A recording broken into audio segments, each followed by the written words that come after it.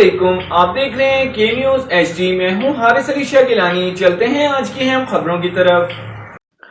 رخ کریں گے ساہیوال کا، جہاں سے رپورٹ کر رہے ہیں ہمارے نمائندے علی رضا۔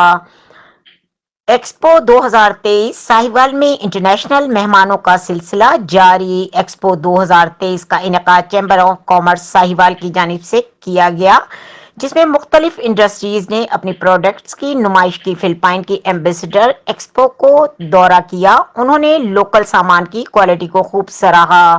بعد ازاں فلپائن کے ایمبیسڈر نے خادم فوڈ انڈسٹری کا بھی دورہ کیا، جس میں انہوں نے ساہیوال کے معروف تاجر سہیل انجم انصاری اور شہزاد انجم انصاری سے ملاقات کی۔ فلپائن کی ایمبیسڈر نے مزید کہا کہ پاکستان انڈسٹری بہت مضبوط اور اچھے پروڈکٹس بنا رہی ہے، جس کی عالمی مارکیٹ منڈی تک بہتر رسائی کی ضرورت ہے۔ اس موقع پر سہیل انجم انصاری کی جانب سے ان کا شکریہ ادا کیا گیا۔